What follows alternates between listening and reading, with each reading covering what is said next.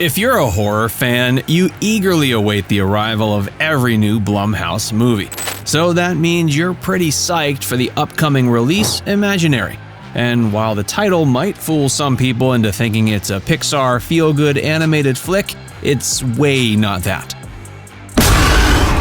And yes, it isn't the first time we've seen a horror film featuring a seemingly adorable kid's toy wreaking havoc. But it certainly looks like a fresh take on this setup, with a cuddly teddy bear who uses an innocent girl to unlock a portal to a dark underworld. And then, he'll probably try to kill a bunch of people. I thought I'd take a look at what the cast has said about making this creepy-looking movie. So, what is Imaginary about? Let's first hear a bit from Jason Blum himself. Imaginary is a psychological horror film that takes a common childhood experience to terrifying extremes. Basically, it's about a woman named Jessica who ends up moving back to her childhood home. At this point, she's an adult with two stepdaughters, Taylor and Alice. Jessica discovers that the teddy bear she grew up playing with, Chauncey, is still in the house. What are the odds? Soon, Alice, the younger stepdaughter, starts playing with Chauncey and grows quite attached. Jessica sees that the fun games Alice and Chauncey are playing together are getting more and more, evil. And soon they all start to discover that Chauncey is way more than a little bear. He's an otherworldly creature who is ready to open up a portal to another world and wreak havoc.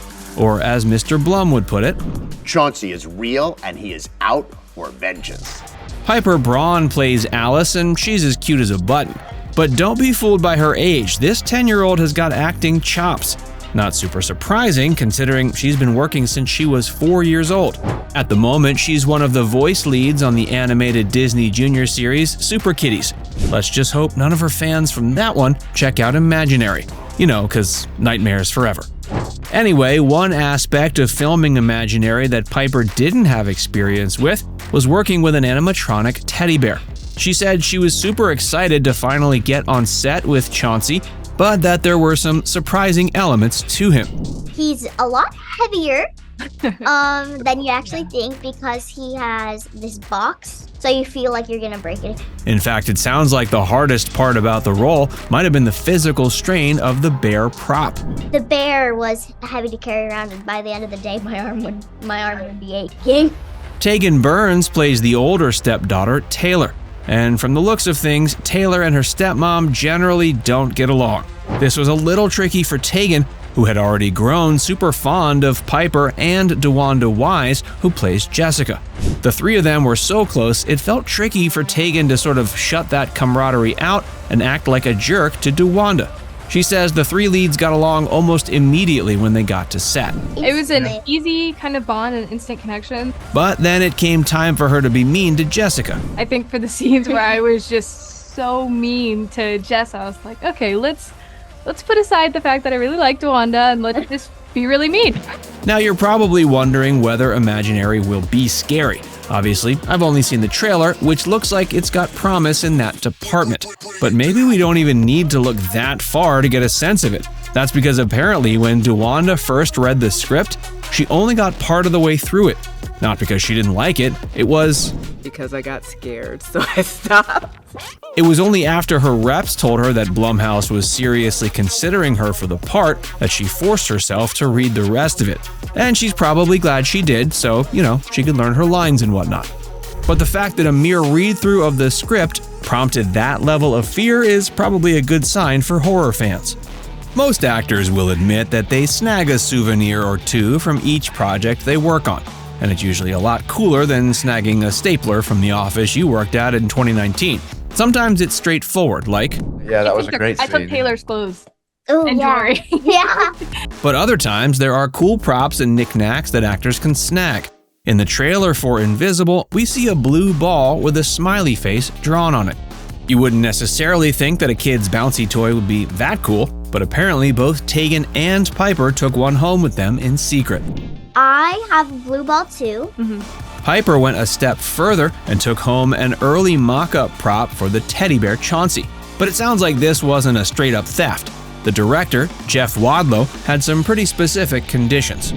He gave that to me on the first day, and he made me promise him that I would carry it around set. Now the bear is sitting underneath my bed. Piper wasn't the only one who had to act alongside the bear.